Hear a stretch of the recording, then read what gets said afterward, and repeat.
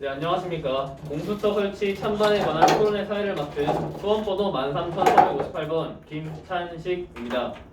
네, 오늘 토론회 찬성 측 수험생은 오른쪽에 계신 세 분이시고 반대 측 수험생은 이제 왼쪽에 계신 두 분이십니다. 네, 발언 시간은 수험생별로 30초에서 1분가량을 드리도록 하겠습니다. 이제 본격적으로 토론에 들어가도록 하겠습니다. 네, 우선 찬성 측 공두균 수험생 먼저 입장 들어보도록 하겠습니다.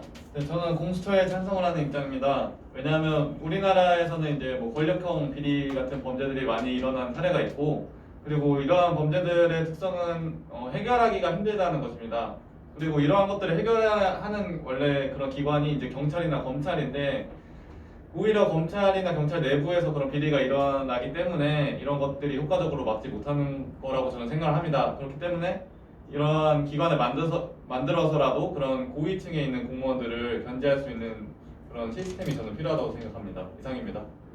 네, 공도겸 수험생께서는 이제 현재 권력형 비리를 방지하기 위하여 있는 검찰과 경찰이 있는데 오히려 검찰과 경찰의 내부에서 비리가 일어나기 때문에 이러한 비리를 방지하기 어려워서 새로운 기관인 공수처를 설치하여야 한다고 말씀을 해주셨습니다. 네, 다음으로 양우석 수험생 입장 들어보도록 하겠습니다. 네, 공수처의 특성상 가장 중요한 것은 중립성 혹은 필요성인데 현재 중립성을 따졌을 때 제도가 중립적으로 잘 이루어질 수 있느냐에 대해 제도가 잘 갖춰져 있는 편이라고 저는 생각을 하고 또한 대한민국 검찰은 수사권, 기소권, 영장 청구권, 공소유지권 등 다양하게 그런 독점권을 가지고 있는 세력입니다. 이런 검찰의 막대한 권한을 막기 위해서 공수처를 설치하여 고위 공직자들에 대한 그런 다양한 견제 수단이 될 수 있는 공수처 설치에 저는 찬성하는 입장입니다. 네, 양우석 수험생께서는 이제 중립성을 가진 공수처를 둠으로써 검찰의 막대한 권한을 견제할 수 있다며 공수처에 찬성을 해주셨습니다. 다음으로 이윤성 수험생 입장 들어보도록 하겠습니다. 현재 우리나라의 경우 OECD 순위를 봤을 때 어떤 국가 청렴도에 있어서 굉장히 낮은 순위에 위치하고 있습니다. 그래서 현재 제가 높은 순위에 있는 국가들은 어떻게 이 공수처의 문제를 하고 있는가에 대한 걸 찾아봤습니다. 그래서 청렴도가 높은 홍콩, 뉴질랜드, 호주, 미국, 영국과 같은 나라들은 공수처와 비슷한 어떤 그런 기관을 이미 설치를 해서 운영을 하고 있습니다. 물론 세부적으로 기소권이나 이러한 것에 대해서는 그 각 나라별로 차이점이 있지만 어쨌든 중요한 것은 그렇게 청렴도가 높은 나라에서 이미 공수처와 비슷한 기관을 설치해서 운영을 하고 있고 또 이로써 효과를 보고 있기 때문에 저는 적극적으로 공수처를 설치를 해서 어떤 국가의 어떤 청렴도 자체를 제고시켜야 한다라고 생각을 하고 있습니다. 이상입니다. 네, 이윤성 수험생께서는 이제 OECD 청렴도 순위가 높은 나라들 같은 경우에는 이미 공수처 같은 기관을 두어 설치를 이미 하였다라면서 우리나라도 이제 청렴도를 높이기 위해서는 공수처 같은 기관을 설치해야 한다라고 말씀해 주셨습니다. 네, 이제 다음으로 반대 측 의견 한번 들어보도록 하겠습니다. 홍전성 수험생 의견 먼저 말씀해 주시죠. 공수처의 취지가 어떤 고위 공직자들의 부패를 막기 위해 설치된 것인데 어떤 이런 공수처의 부패 사건을 처리하는 데 있어서 오랜 시간 이런 정치적인 중립을 유지한 검찰보다 새로 신설한 공수처가 과연 정치적인 중립을 유지할 수 있을지에 대한 의문이 크고요. 또 이제 공수처장을 임명할 때 그 임명이 선거로 이루어지는 것이 아닌 선거로 이루어지는 것이 아니기 때문에 그 임명권자에 대해 어떤 그런 의견과 자유로울 수 없다고 생각하기 때문에 저는 이 부분에 대해서 어떤 그런 중립을 유지할 수 없다고 생각합니다. 네, 홍전성 수험생께서는 이제 새로 신설된 공수처가 과연 중립적일 수 있을지 의문이 된다고 말씀하셨는데 그 이유로 우선 이제 공수처의 장이 선거를 뽑는 것이 아닌 특정 인물이 뽑는 것이기 때문에 그 사람에 대한 이제 권력에 의존할 수밖에 없다라는 말씀을 해주셨습니다. 네, 다음으로 이제 다음 수험생 말씀해 주십시오. 네, 앞서 말씀하신 의견 정말 잘 들었습니다. 저는 이제 두 가지 점을 강조를 하고 싶은데 첫째로는 저희 경찰 혹은 검찰 내부에 이미 그런 기관이 있다라는 점 말씀드리고 싶습니다. 아시다시피 이제 고위 공무원을 따로 조사하는 기관이 저희 경찰은 경무관 이상부터 검찰에는 역시 따로 있는 걸로 알고 있는데 저 같은 경우에 오히려 공신선언 것보다는 그 기관을 좀 강화함으로써 내부적으로 스스로 고칠 수 있다는 점 잘 말씀드리고 싶습니다. 또한 저희 내부에서는 감찰, 감사원 이런 세 가지 기관이 있는데 저는 그런 기관들을 통해서 오히려 좀 더 청렴성 혹은 중립성을 유지하면서 원활하게 돌아갈 수 있는 그런 제도를 강한 게 어떤가 싶습니다. 두 번째로는 이제 전 정치적인 중립을 말씀드리고 싶은데 아시다시피 이제 경찰청장이나 검찰총장, 대법원장 등 모두 대통령이 이제 승인으로 인해서 임명하는 걸 알고 있습니다.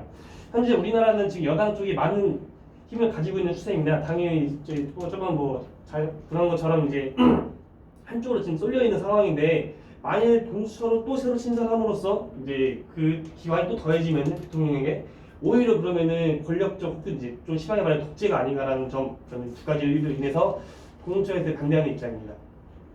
네, 조홍진 수험생께서는 이미 고위 경찰을 감찰하는 기관이 따로 있기 때문에 기존의 제도를 강화시키는 쪽으로 추진해야 하며 또한 이제 오히려 이런 공수처의 설치로 인해서 여당의 힘이 더욱 강해질 수 있다는 점을 우려해 주셨습니다. 네, 이에 혹시 찬성체 추가 의견 더 있으십니까? 알겠습니다. 말씀해 주십시오. 앞서 말씀하신 거 잘 들어봤습니다.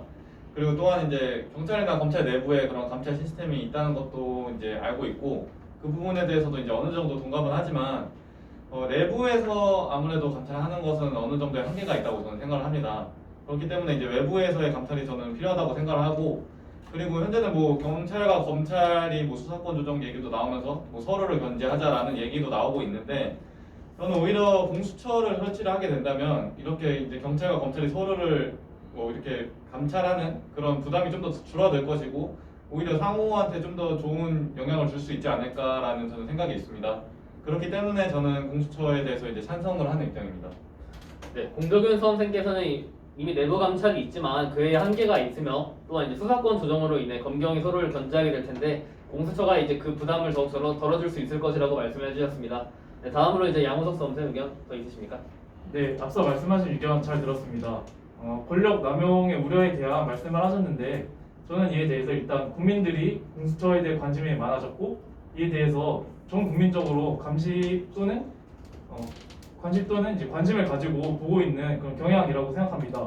또한 공수처를 설치하게 된다면 이런 고위 공무원들에 대한 그런 전반적인 청렴도 향상에도 충분히 많은 기여를 할 수 있을 거라 생각합니다.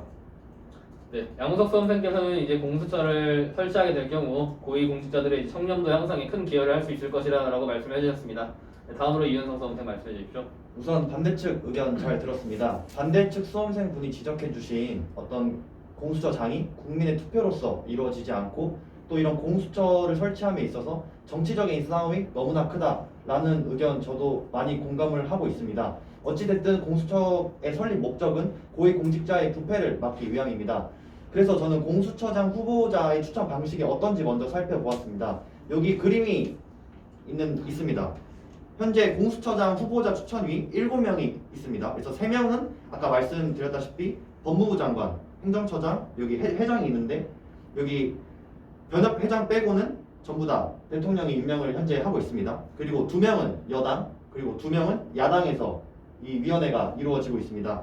그럼 여기서 6명이 동의해서 2명을 추천을 하게 되는데 그렇게 되면 야당에서 2명 중 1명만 반대를 해도 이 2명이 반대를 하게 되면 이 공수처장 후보를 대통령이 임명을 할 수가 없게 됩니다. 그래서 이러한 장치가 저는 어떻게 보면은 최대한 정치적 중립을 지키면서도 어떤 공수처의 설립 목적을 어느 정도 이렇게 효율성을 증명한 것이 아닌가라고 생각을 하고 있습니다. 이상입니다.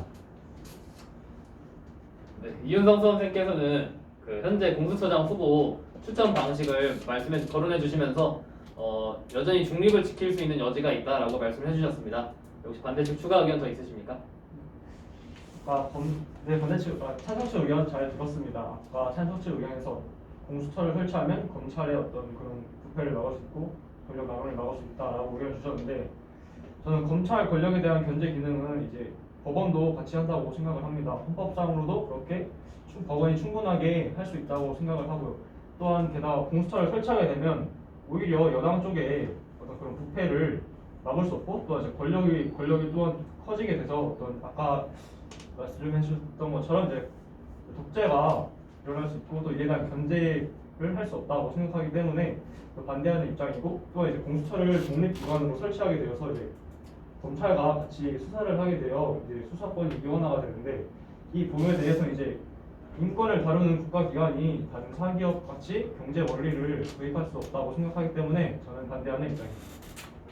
네, 홍전성 수험생께서는 이제 여당의 힘이 강해지기 때문에 오히려 여당의 부패가 일어나게 될 수도 있으며 또한 이제 수사권에 이원화가 일어나게 될 수도 있다라는 점을 말씀해 주셨습니다. 네, 다음으로 조홍진 수험생 추가 의견 있으십니까? 예, 앞서 말씀하신 의견 정말 잘 들었습니다. 저 같이 두 가지 의견을 제시해 놓을 생각인데 아까 말씀하신 것처럼 당연히 이제 그 공천은 독립기관이며 당연하게도 이제 그 여당 야당 다 모아서 그 추천제에서 대통령이 마지막으로 승인하는 걸로 알고 있는데 저는 그 반대측 예시로 저는 조국 사태를 한번 예시로 들어보고 싶습니다. 이제 아시다시피 법무부 장관으로서 많은 문제가 있는 분이었지만은 대통령이 밀고 나감으로 인하여 뭐 지금 당연히 파면됐지만은 이제 잠깐이라도 법무부 장관으로 됐다는 점을 말씀드리면서 아무리 그런 기관이 이런 체제가 있다고 해도 전 당연히 대통령이 승인하는 거기 때문에 대통령이 정치적인 기구로 발전하지 않을까라는 생각이 당연히 그런 의문점이 듭니다. 두 가지도 이제 그 공천하는 기관 자체가 이제 독립기구로 알고 있는데 그 헌법에 근거가 없습니다. 근데 헌법에는 이제 뭐 입법부, 행정사업부 이런 세 가지 기관 나눠서 삼권분립 하고 있는데 공천 여기 끼어들면 헌법상 체제 근원이 없기 때문에 차라리 공천 신설하는 것보다는 검찰 내 개혁이 더 바람직하다는 입장입니다.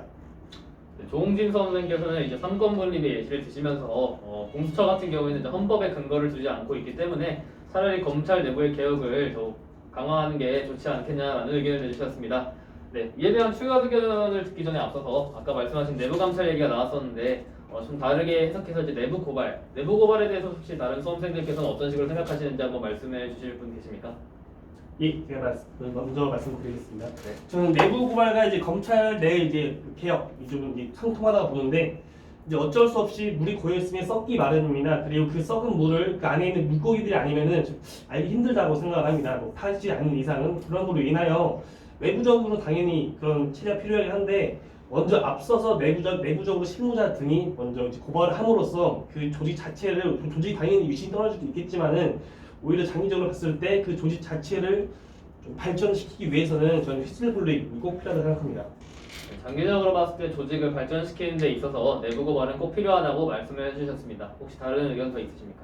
네, 말씀해 주십시오. 우선 앞서 수험생 말씀하신 것에 저도 전적으로 동감을 하고 있습니다. 저도 수험생 말씀하신 것처럼 고인물은 썩는다고 생각을 하고 그에 대해서 가장 최선의 방법은 내부 고발, 휘슬 블로잉이라고 생각을 하고 있습니다.